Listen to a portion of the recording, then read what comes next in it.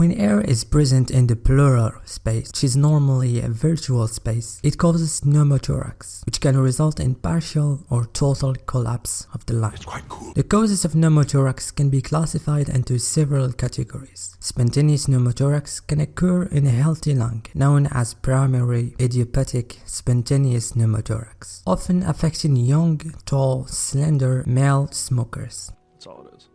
It typically occurs at rest and has a mostly benign course with a high recurrence rate. Spontaneous pneumothorax can also occur in a diseased lung, referred to as secondary spontaneous pneumothorax, which can be caused by conditions such as COPD, asthma, as well as pulmonary infections such as tuberculosis and staphylococcus. Also can be caused by infiltrative lung disease like silicosis, and don't forget tumors and pleural endometriosis. Don't forget that.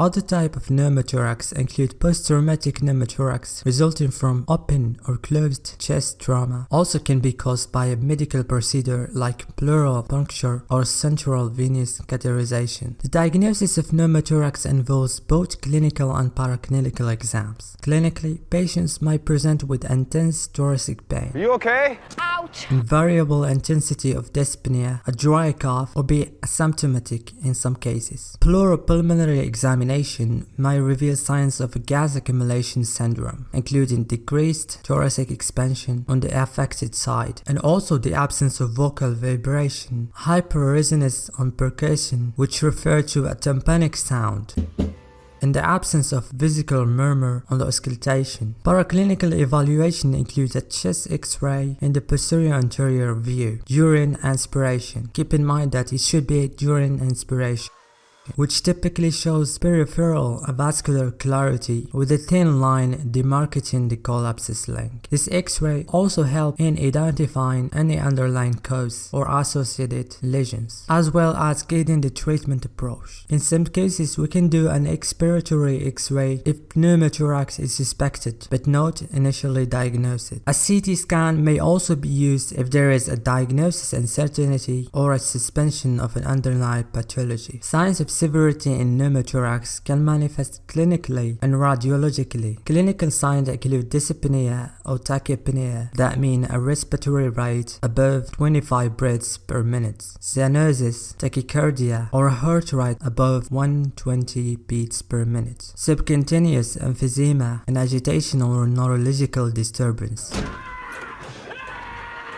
Radiological signs might include compressive pneumothorax, or what we call it gas tamponade, a pneumothorax in both lungs, or one pneumothorax on a diseased lung. The treatment of pneumothorax depends on various factors. For recent, small, well-tolerated idiopathic benign pneumothorax, hospitalization with a strict bed rest is recommended, with daily clinical and radiological monitoring. If the condition worsens on X-ray, or the pleura fails to reattach to the chest after 5 days, exsufflation or drainage procedure may be performed. You should keep in mind that smoking cessation is important for prevention. For moderate or large pneumothorax, hospitalization is also required. The patient is placed in a sitting position and various resuscitation measures are taken, including airway management, oxygenotherapy, and vascular filling. Pneumothorax evacuation can be achieved through needle exsufflation or pleural catheter insertion. If these methods fail, or there are a sign of severity,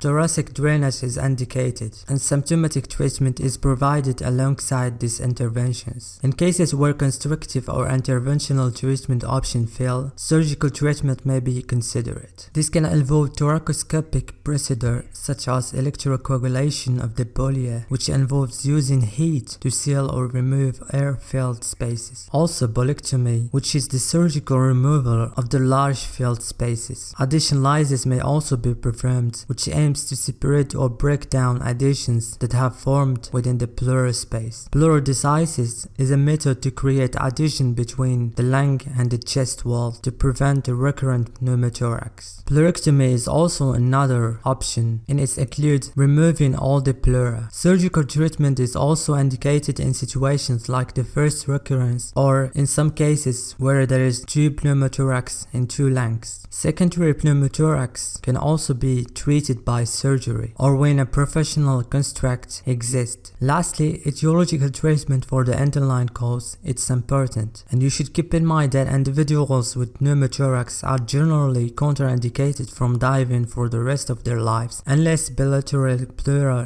symphysis is present, which refers to the fusion or addition of the two pleural layers on both sides of the chest cavity. Thanks for watching.